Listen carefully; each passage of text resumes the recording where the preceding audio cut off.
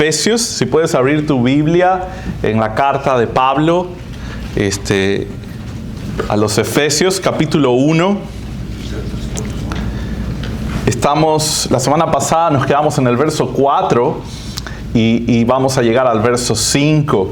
Y si notas algo interesante aquí, vamos, ya sabes, verso a verso, paso a paso, estamos estudiando la Escritura. Y en realidad, a lo mejor vas a concordar conmigo, pero son pasajes que a veces no se predican, ¿no? Son pasajes que a veces se pasan por alto. Hay a veces la tendencia a evitar pasajes difíciles, pero cuando vas verso por verso a través de las cartas, no hay cómo evitar, ¿no?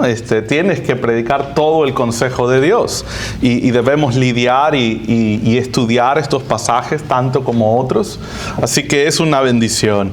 Y mientras encuentras Efesios, espero a lo mejor ya lo encontraste, déjame hablarte de Mefiboset. Tal vez te suena su nombre, Mefiboset, y si no te suena su nombre, te va a encantar su historia. La historia de Mefiboset es una historia que nos recuerda la gracia de Dios y nos recuerda la adopción también. Quiero que pienses en esto, no debes ir allá, pero la historia de Mefiboset se encuentra en 2 de Samuel. En 2 de Samuel, capítulo 4, capítulo 9, incluso hasta el capítulo 19, encontramos la historia de Mefiboset desarrollada. Y solo para que tengas una idea, Mefiboset era hijo de Jonatán. Ya ves que David tenía un amor particular por su amigo Jonatán, y Jonatán era hijo de Saúl, el rey.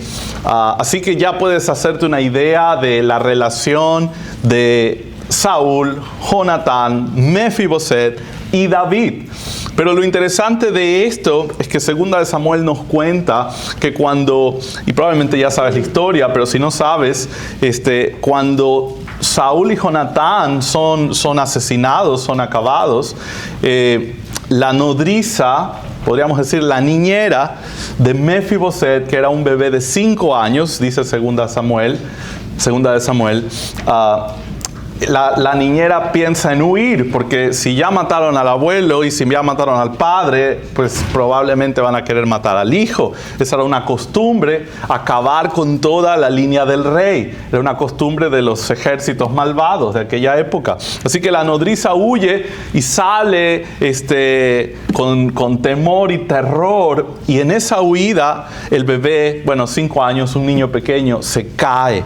Y se cae tan duro que queda lastimado para el resto de su vida. La Biblia le llama lisiado, podríamos llamarle inválido, también se usa otra palabra, otro término, pero el asunto es que él no podía usar sus piernas, ¿no? Por el resto de su vida.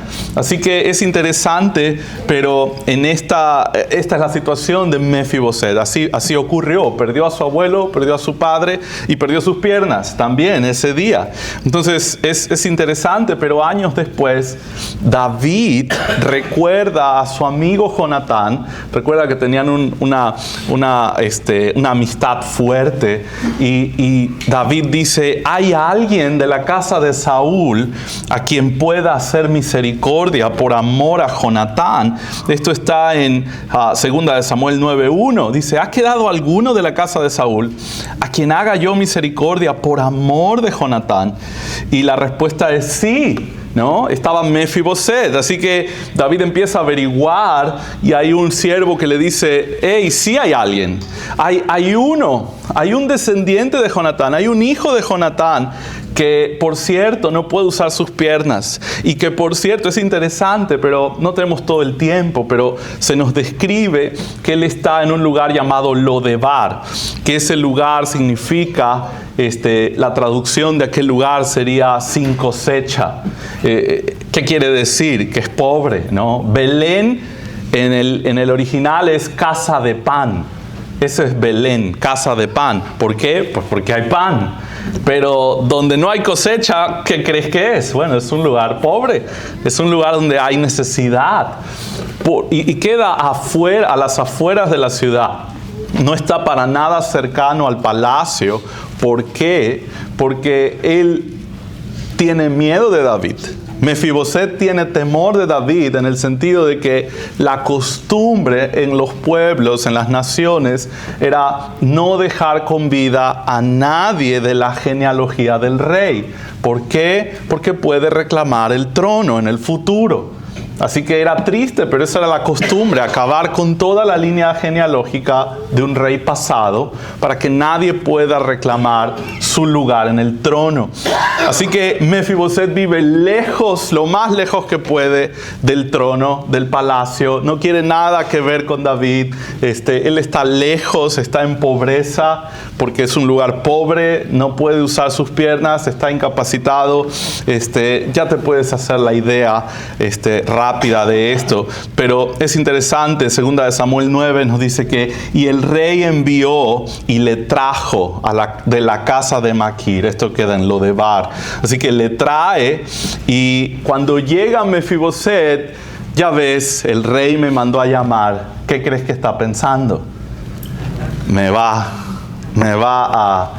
a matar, se va a deshacer de mí. Así que él viene delante de David y se postró, dice, segunda de Samuel 9:6, se postró sobre su rostro e hizo reverencia. Probablemente, y esta es mi opinión, yo creo que él estaba temblando. ¿Por qué? Porque lo primero que David le dice es: no tengas temor. No tengas temor, porque yo a la verdad haré contigo misericordia por amor de Jonatán, tu padre. Así que esto es increíble, es todo lo contrario de lo que Mefiboset pensaba. Mefiboset pensaba: este es mi fin, y en realidad es su mejor día, es el mejor día de su vida en realidad. Y es interesante, pero la respuesta de Mefiboset dice mucho. Acuérdate, él estaba lejos, él estaba en necesidad, él estaba en debilidad. Y la respuesta de Mefiboset, segunda de Samuel 9:8, dice: ¿quién es tu siervo para que mires a un perro muerto como yo? Mefiboset no está diciendo: oh, yo lo merezco. Oh, ya era hora, David, que te acuerdes de mí, ya era hora que te acuerdes de Jonatán. No, Mefiboset dice: yo no lo merezco. No soy nadie. ¿Quién es tu siervo? Es implícitamente nadie. Esa es la respuesta que se implica. Soy un perro muerto, ¿no? Esa es su descripción de su situación. Y es increíble porque David lo bendice tanto. David le devuelve todos los bienes de Saúl, su abuelo. Dice: yo te devolveré todas las tierras de Saúl, tu padre. Segunda de Samuel 9:7. Así que no solo recibe el perdón del rey, no solo recibe la paz de estar bien con el rey, pero también recibe una herencia que él no esperaba, una herencia probablemente gigante. Saúl era el rey, ¿no? Una herencia inimaginable.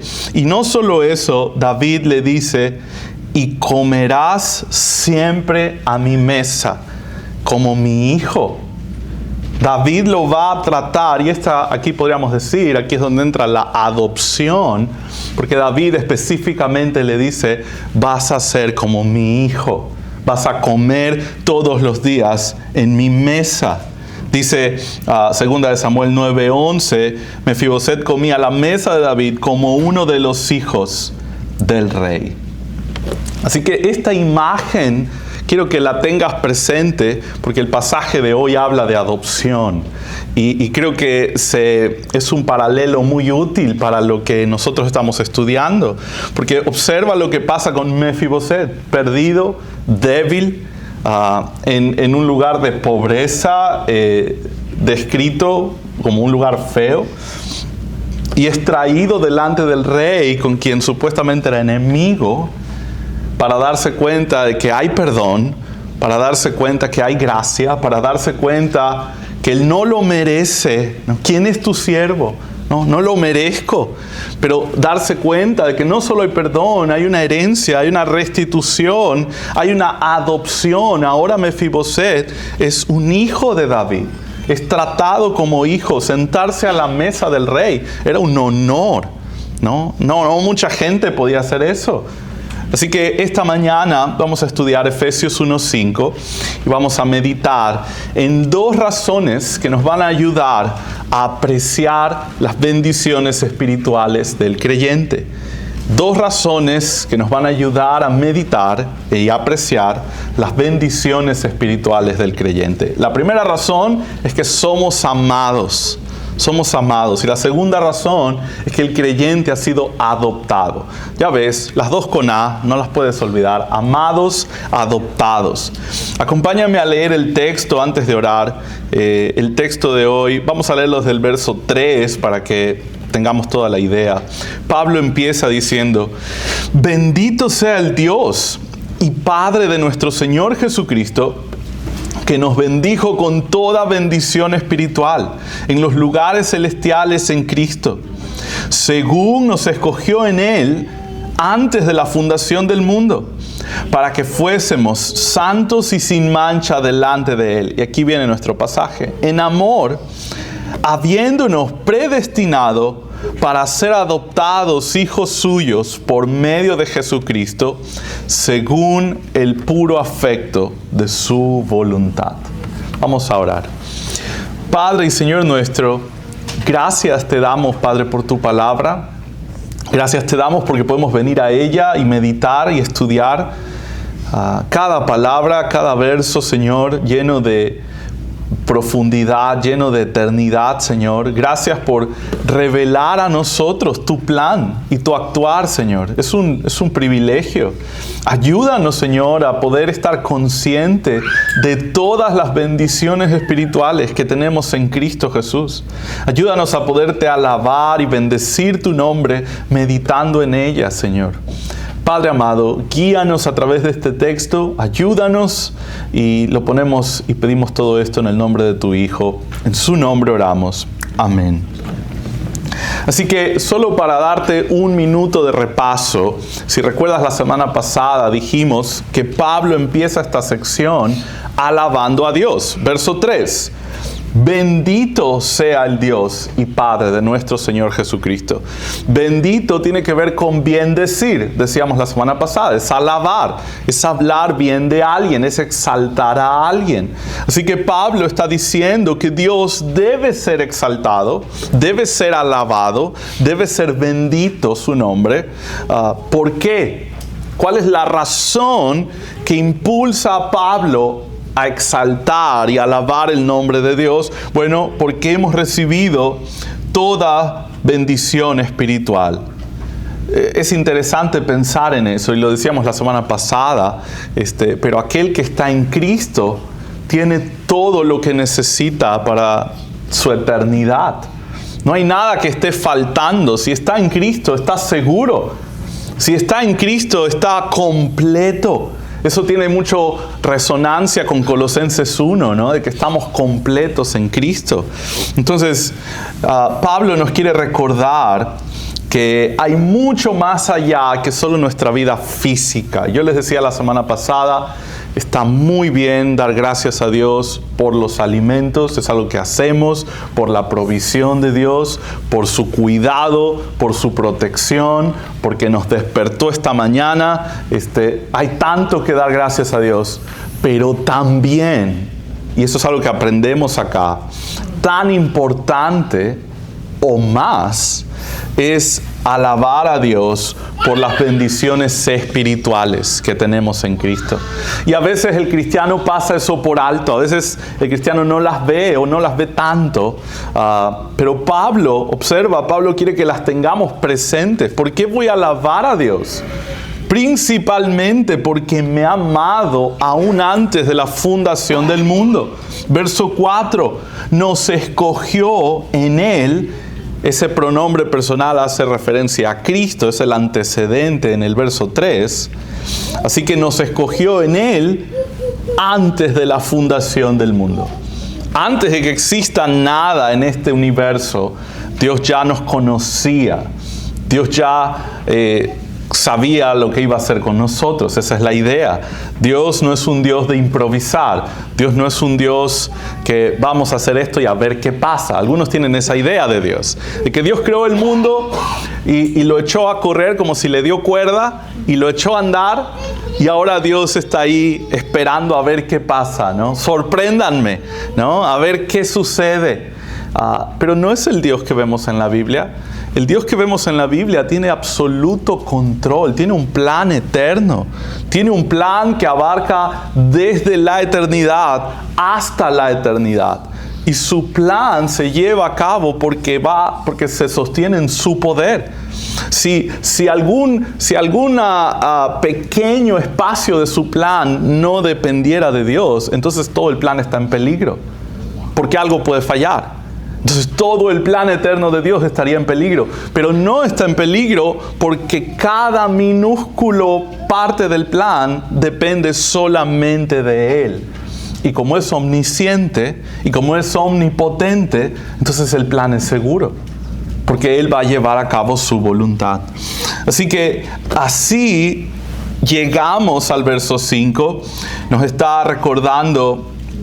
Antes de entrar en el 5, nos está al final del 4, nos está recordando que Dios nos ha escogido para que, empieza Pablo a decirnos, para que fuésemos santos y sin mancha. Para que fuésemos santos y sin mancha. Es increíble pensar en esto, pero el Señor nos ha escogido para una vida que le agrade. ¿Cómo sabes que estás en Cristo? ¿Cómo sabes que estás en el Señor? Bueno, la respuesta que Pablo nos da aquí es sencilla de entender, pero Pablo nos dice, porque estás confiando en Cristo, estás en Él, pero segundo, porque estás viviendo y creciendo en santidad. Esa es la descripción del creyente. No habla de perfección. Sabemos que Pedro no habló de perfección. Pablo no habló de perfección. Solo hay uno perfecto. Todos los demás somos imperfectos. Pero eso no implica que no haya crecimiento. Eso no implica que no haya santidad evidente. Es una persona que está creciendo en santidad. Así que este es el mensaje de nuevo. Primero de Pablo en su mente, somos escogidos para una vida que le agrade a Dios. Otro pasaje que leímos, y termino con esto el repaso, 2 Timoteo 1:9, si lo quieres anotar, pero dice, según el propósito suyo y la gracia que nos fue dada en Cristo Jesús antes de los tiempos de los siglos. Si te das cuenta, a través del Nuevo Testamento vemos que el plan de Dios no empezó en Belén, el plan de Dios no empezó en el primer siglo, el plan de Dios no empezó cuando nació Jesús en Belén, el plan de Dios empezó antes que exista incluso el tiempo. ¿Te recuerdas? Dios no está afectado por el tiempo, Dios creó el tiempo y el espacio y la materia. En el principio, Génesis 1, eso es tiempo, se introduce el tiempo en la ecuación. En el principio creó Dios los cielos y la tierra. Tienes tiempo, espacio, cielos y tienes tierra, materia, ¿no? Todo fue creado por Dios, el tiempo, el espacio y la materia, y Él está externo a su creación. Él no es afectado por su creación. A Dios no le afecta el tiempo. Dios no ve el tiempo igual que nosotros. Él no es afectado por el tiempo. Hemos hablado de eso los miércoles también. Así que vemos que el plan de Dios para el creyente es una santificación. En teología se conoce santificación progresiva. Es decir, a medida que el cristiano madura, hay mayor evidencia de santidad en su vida. Y finalmente, cuando pasemos a su presencia y recibamos un cuerpo de gloria y recibamos la herencia y estemos delante del Señor, entonces se va a manifestar una santificación final y completa, ¿no? Ya el pecado no va a ser un problema. Pero llegando al verso 5, el primer punto de nosotros de hoy es que somos amados. ¿Por qué podemos bendecir el nombre de Dios? Porque nos ha amado. Es decir, toda esta elección no es casual, nace en amor. Si te fijas si tienes la Biblia Reina Valera, el verso 5 empieza, en amor, pero ¿en amor qué? ¿No? O sea, como ¿en amor qué cosa? ¿No? Bueno, para entender el verso 5 debes regresar al verso 4, donde dice, según nos escogió. Ese es el verbo que domina esa oración. Según nos escogió en amor. Ahora, si tienes la Biblia de las Américas, esa porción en amor es parte del verso 4, está al final.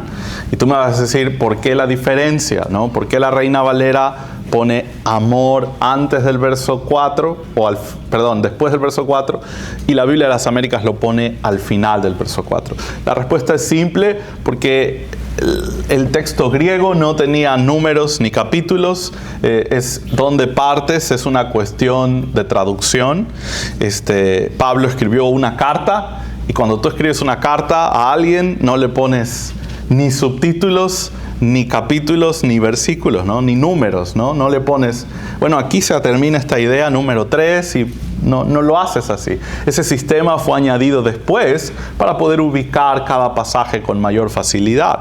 Pero el texto, el contenido, no es un problema, sea que tengas la Reina Valera o sea que tengas la Biblia de las Américas, dice exactamente lo mismo. Hemos sido escogidos en amor. Es lo que motiva la elección.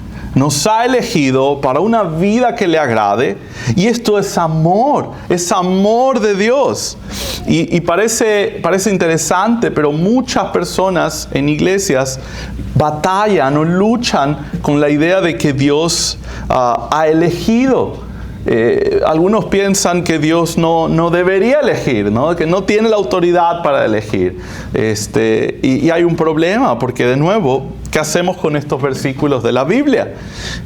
Dios es un Dios soberano, y la motivación, lo que mueve su elección, no es injusticia, no es preferencia, no es algo malvado. Lo que mueve su elección es amor. Así se describe. Su elección se basa en el amor. Y uno, si te pones a pensar fríamente en esto, a veces uno piensa, bueno, ¿qué es lo más amoroso que Dios podría hacer por alguien? Y alguien podría pensar, recibir una herencia como Mefiboset. A lo mejor que un día reciba una llamada y hay algún abuelo lejano que me ha dejado unas grandes tierras como Saúl, ¿no? Es lo más Dios me ama porque pasó esto, ¿no? A veces la gente, o a veces las personas miden el amor de Dios así. Pero si vemos en la Escritura, ¿dónde podemos medir el amor de Dios con precisión? ¿Qué es lo más amoroso que Dios puede hacer por alguien? Es haberlo amado con amor eterno, haberlo escogido desde antes de la fundación del mundo. Es lo más amoroso que Dios puede hacer por alguien. Garantizarle su eternidad, garantizarle su destino eterno está garantizado, seguro. Mefiboset no tenía que preocuparse por nada nunca más. Su familia no tenía que preocuparse por nada nunca más. Dios nos ha amado con un amor tan grande que el texto nos dice, esto es lo más amoroso que Dios puede hacer por alguien. No nos confundamos. A veces la vida se pone difícil y las personas tienen la tendencia rápida de pensar, es que Dios no me ama. Es que ¿dónde está Dios? Pero si medimos así el amor de Dios, imagínate Pablo, ¿no? Preso en la cárcel, azotado, naufragios, apedreado. Si medimos el amor así, ¿no? Los apóstoles todos decapitados, crucificados, Juan preso 96 años, preso en Patmos. O sea, si medimos el amor así, parecería, Dios no amaba a Juan, Dios no amaba a Pablo, Dios no amaba a Pedro.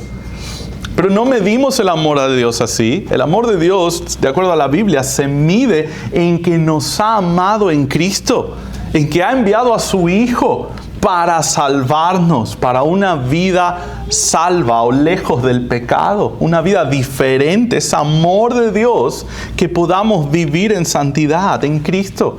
Es amor de Dios que podamos escuchar el mensaje del Evangelio y creerlo y ser transformados por ese mensaje. Eso, no hay nada más amoroso que eso. ¿Por qué? Porque significa que Dios me ha amado desde la eternidad y significa que mi eternidad futura es segura, es plena, es garantizada. No importa lo que suceda en esta vida, nada va a cambiar mi destino eterno. Esa es la seguridad de un creyente. ¿Por qué? Porque descansa en las manos de Dios y no en las nuestras. De nuevo, no debemos tener en poco esto. Es algo por lo que Pablo está bendiciendo a Dios. Debemos alabar a Dios. Y la respuesta de nosotros, la respuesta natural de nosotros debería ser similar a la de Mefiboset. ¿Quiénes somos? ¿No? ¿Quién es tu siervo? Señor, yo no merezco, es tu gracia. Eso nos da humildad. Señor, tú me amaste aún antes de poner 2 piedras en este mundo. Yo no lo merezco. Date cuenta que el amor de Dios no se basa en lo que tú has hecho o en tus méritos o en tus obras. Y esto es consistente a través de toda la Biblia. El Nuevo Testamento dice, por gracia sois salvos. Gracia es algo que usted no ha pagado. No es algo que usted ha comprado. Algunos tienen la idea de, ok, la gracia de Dios funciona así. Dios pone el 99% del precio y yo pongo un 1%. No sé dónde hay un versículo que haga ese porcentaje, pero muchos piensan así. Y la respuesta es, si así fuera, entonces nosotros tendríamos un 1% de jactancia. Tendríamos un 1% de decir, hey, sin mi 1% el plan no funciona. Sin mi 1% Dios no podría hacer su voluntad. ¿Te das cuenta del problema? El problema es que cuando vamos a la Biblia nos dice toda la gloria es de Dios. No hay nada que jactarnos. Por gracia sois salvos y esto no es de vosotros. Efesios 2:8. Pues es un regalo de Dios. Es un regalo que Dios decidió darte antes de crear todas las cosas, antes que el tiempo exista. Así que esto es lo que Dios nos ha amado. Es un amor que debe impulsarnos a reconocer la gracia de Dios. Debe empujarnos a reconocer el carácter de Dios. Dios es así. Dios es amoroso, es generoso, es lleno de gracia. Estos son sus atributos y los vemos. Y tú puedes decir, bueno, ¿cómo sé que Dios me ha amado? Porque estás aquí escuchando esto, ¿no? Podrías estar en cualquier lado perdiendo el tiempo, pero el Señor te ha traído aquí y de nuevo tú puedes decir, oh, es coincidencia, resultó que yo vivía aquí cerca, resultó que un día me dieron un flyer, resultó que casualmente.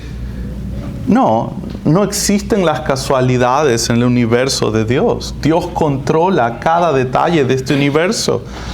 ¿Cómo sé que Dios me ha amado? Porque me está dando su palabra. Porque me ha dado un lugar donde me están explicando la Escritura. Eso es amor de Dios. Ese es su ofrecimiento de amor. Quiero amarte. ¿Cómo vas a responder a eso?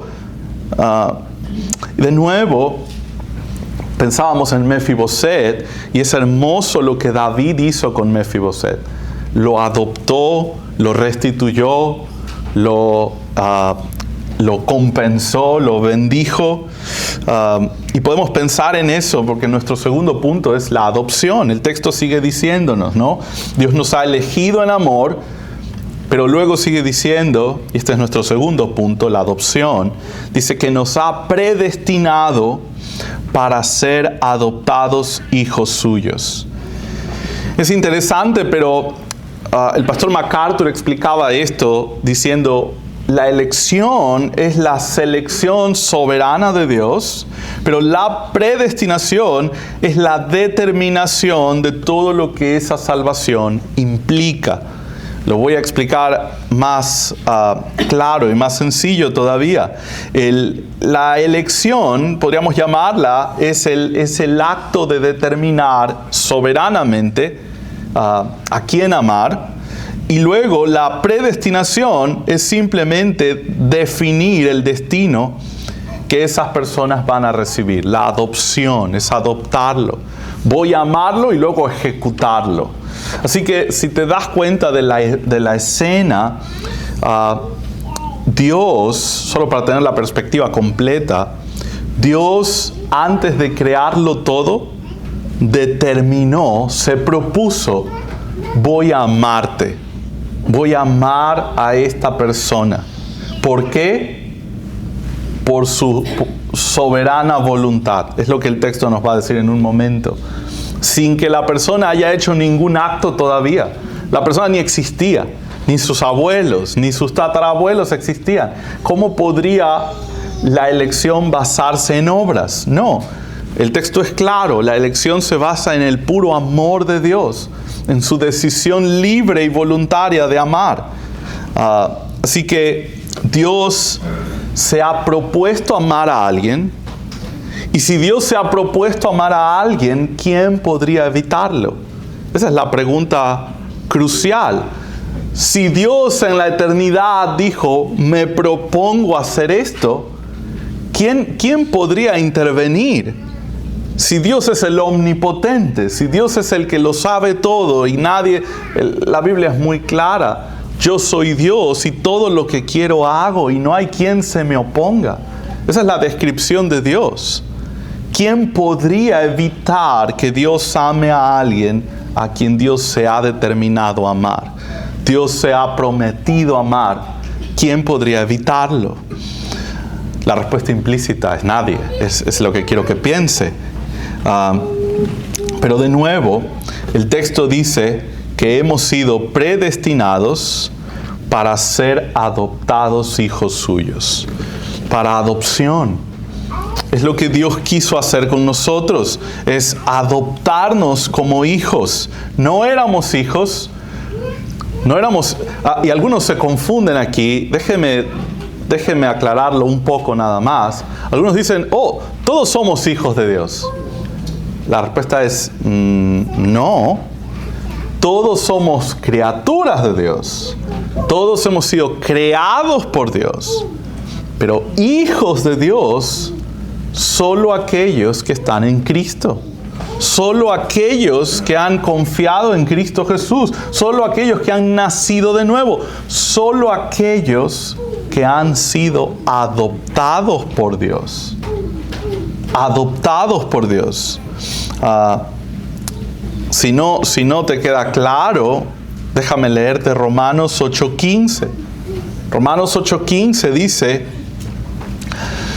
pues no habéis recibido el espíritu de esclavitud para estar otra vez en temor, sino que habéis recibido el espíritu de adopción, por el cual clamamos, Abba Padre. Es increíble, pero en el griego, Abba Padre es como los niños llamaban a sus padres. Es una forma común de familiaridad y de confianza y de amor y de relación. Dios es mi Padre. Dios nos ha adoptado a los que están en Cristo. Verso 16 dice, el Espíritu mismo da testimonio a nuestro espíritu de que somos hijos de Dios. Y escucha esto. Y si hijos, también herederos. Herederos de Dios y coherederos con Cristo. Esta es la imagen completa. Si Dios nos ha adoptado y entonces ahora somos tratados como hijos, Pablo dice en Romanos, entonces también somos herederos. Somos herederos de Dios y coherederos con Cristo. Este es el mensaje hermoso del Nuevo Testamento. Usted y yo somos, si está en Cristo, somos un Mefiboset. No merecíamos nada y el Señor nos buscó y el Señor nos mandó a llamar y el Señor nos sacó de Lodebar y nos trajo delante de Él y nos ha ofrecido no solo restauración, no solo perdón, no solo gracia, sino también una herencia junto con Cristo. Gálatas 4:7 dice, así que ya no eres esclavo, sino hijo. Y si hijo, también heredero de Dios por medio de Cristo. De nuevo, solamente la obra de Cristo es lo que compra nuestra posición. Usted no merece el amor de Dios, pero Cristo lo hace posible. Él cumplió por usted. Agradó a Dios por usted para que usted pueda ser amado. Termino con este punto, pero Juan 1:12 dice, texto conocido, a todos los que le recibieron, les dio potestad de ser hechos hijos de Dios. A todos los que le recibieron, a Cristo, les dio potestad de ser hechos hijos de Dios. Ahora usted me va a decir, bueno, pero ¿quién le recibió? ¿Quién le recibió al Señor? Bueno, Hechos 13:48 dice, creyeron todos los que estaban ordenados para vida eterna. En otras palabras, creyeron todos los que estaban predestinados para vida eterna. En otras palabras, creyeron todos los que estaban escogidos para vida eterna. Así que si usted está creyendo en Cristo y usted está caminando con el Señor y las promesas eternas y las promesas de la herencia son seguras, adivine a quién debe alabar. Bueno, es Dios. Bendito sea el Dios y Padre de nuestro Señor Jesucristo. ¿Por qué? Porque nos ha amado de una forma inimaginable. Una forma en que no conocíamos hasta que la luz de la Escritura llegó a nosotros. Y, Dios me ha amado más de lo que yo imaginaba. Yo pensaba que me amaba porque tengo salud, porque tengo vida, porque no me falta el alimento. Yo pensaba que eso era todo. Pero luego veo y digo, eso es solo una pequeña parte. Dios me ha amado desde la eternidad hasta la eternidad. Me ha adoptado como hijo suyo, inmerecidamente. Eso es lo que el texto sigue diciendo. Nos ha predestinado para ser adoptados hijos suyos. Dios se determinó adoptarnos. Dios se propuso adoptarnos. Y es interesante porque el texto dice, nos ha adoptado hijos suyos por medio de Jesucristo. Es decir, la obra de Cristo es lo que hace posible que Dios nos pueda adoptar. Ya ves, cuando estábamos sin Cristo, estábamos enemigos de Dios. Estábamos en rebeldía delante de Dios. Dios no nos puede adoptar así. Dios no nos puede adoptar porque sería injusto de Dios adoptarnos así. El carácter de Dios se vería afectado si Él nos adopta en esa condición, ¿no? Su naturaleza se vería afectada si Él nos adopta en esa condición. Así que primero debe limpiarnos, primero debe redimirnos, primero debe hacer justicia. Y paga la justicia no en usted, en Cristo. Cristo recibió la ira de Dios. Y ahora Dios nos puede adoptar. Ahora la justicia se hizo. Ahora el pago fue ejecutado. Ahora hay libertad para que Dios nos adopte hijos suyos. Y todo esto, Pablo dice, según el puro afecto de su voluntad. Si usted me pregunta, ¿cómo podemos saber en qué Dios basa la elección? Pablo le dice, según el puro afecto de su voluntad, según la pura soberana voluntad de Dios. Y es interesante, en el griego, cuando habla de afecto, puro afecto es una sola palabra, y la idea es su buen afecto, su buen deseo, su buena voluntad soberana. Pablo lo describe como la libre determinación de Dios de hacer algo. No está obligado a hacerlo, no está sujeto a hacerlo. No debe rendir cuentas a nadie. Él es soberano. Eso significa ser soberano. Es libre de actuar. No necesita pedir permiso a nadie. A eso nos referimos cuando decimos un país es soberano. Significa que ese país puede tomar sus propias leyes, puede tomar sus propias decisiones y nadie puede decirle lo contrario. Es soberano, tiene libertad, autoridad. Bueno, Dios es soberano, en la Biblia se nos presenta, y Dios es soberano sobre todas las cosas, porque todas las cosas le pertenecen, porque todas las cosas las creó. Él es el dueño de todo, por lo tanto, Él es soberano. Así que la pregunta es, si Dios es soberano, entonces todo el plan debe regirse bajo su voluntad. Todas las cosas deben regirse bajo su voluntad. O si decimos, bueno, Dios no es soberano. Entonces, si Dios no es soberano, entonces el hombre puede decidir su destino. Entonces el hombre puede determinar cuál es el futuro de su destino, porque Dios no tiene un plan al final del día. Porque si Dios no es soberano, entonces Dios no decide todas las cosas, y si Dios no decide todas las cosas, entonces el hombre es el que forja el futuro y Dios no sabe.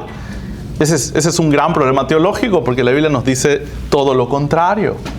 El Dios de la Biblia, el Dios de la Escritura, no funciona así. El Dios de la Escritura revelado en la palabra es un Dios soberano que hace todas las cosas bajo el libre afecto de su soberana y buena voluntad, en amor. Y esa es la buena noticia, ¿no? Dios es un Dios de amor. Tiene toda esa libertad, tiene todo ese poder, pero es un Dios bueno. Lo usa para el bien. Lo usa para determinar todas las cosas, y eso incluye la salvación. Si decimos que Dios es a veces soberano, o que Dios es soberano en algunas cosas, entonces, sí, Dios es soberano en esto, Dios es soberano en aquello, pero Dios no es soberano sobre mi futuro. Dios no es soberano sobre mi vida eterna, o mi estado eterno. Es imposible creer en un Dios soberano a la luz de es imposible creer en un Dios que no es soberano a la luz de lo que la Biblia nos revela. Él tiene control completo sobre su plan. De nuevo, si Él deja un espacio milimétrico de su plan abierto a la voluntad del hombre, entonces Él no tiene todo el control. Entonces, Él no es responsable del resultado final totalmente. Así que no es lo que la Biblia nos muestra. Termino con esto. No es asunto nuestro determinar quién es salvo, quién es predeterminado, quién es predestinado, quién es escogido. Spurgeon, se ha escuchado de Charles Spurgeon. Spurgeon decía, si los elegidos tuvieran una E en la frente, yo solo le predicara a ellos. Pero como no tienen una E en la frente, yo debo obedecer lo que la Biblia dice, y es predicar el Evangelio a toda criatura. Yo debo predicar el Evangelio a toda criatura, y Dios es el responsable de saber quién es determinado y quién va a responder, y quién va a creer y quién va a confesar a Cristo. Y eso va a manifestar o va a evidenciar que esa persona entonces es parte de los hijos de Dios. Es alguien que ha sido adoptado desde antes de la fundación del mundo. Dios se propuso adoptarlo, y llegado el tiempo lo ejecutó y lo manifestó. El hombre tiene una fascinación increíble por sentirse el dueño de su futuro.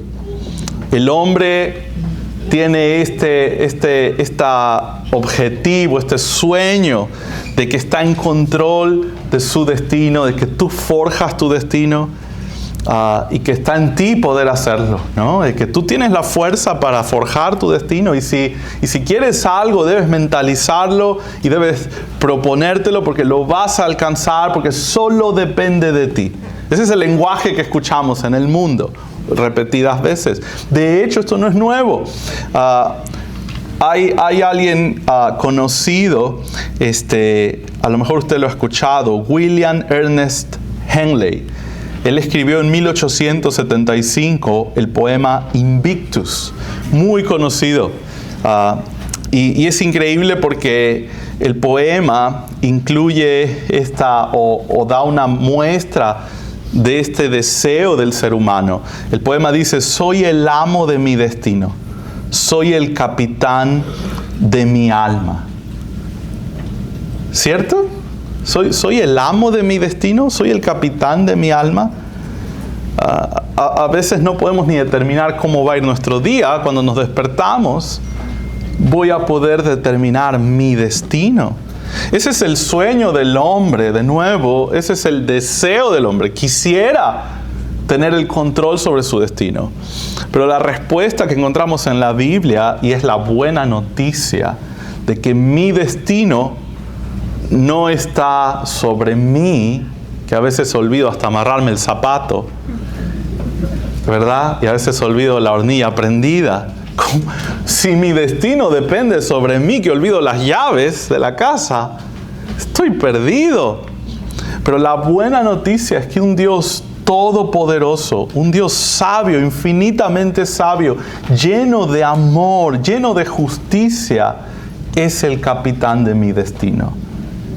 Él, que está en control de todas las cosas, por su buena y soberana voluntad, ha decidido amarme y cuidarme eternamente. Eso es algo por lo que yo puedo alabar a Dios todos los días de mi vida.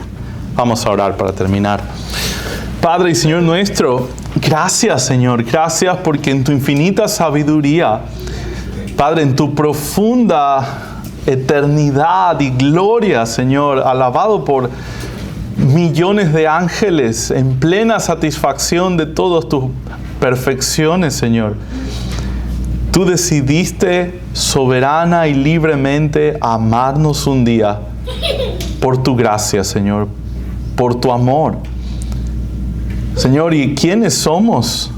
Somos nada, Señor, pero nos gozamos de ese amor, nos gozamos de tu bondad, Señor.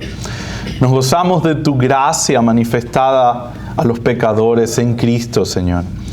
Padre, te rogamos que podamos, Señor, mantenerlo presente en nuestras mentes y podamos alabarte cada día por eso.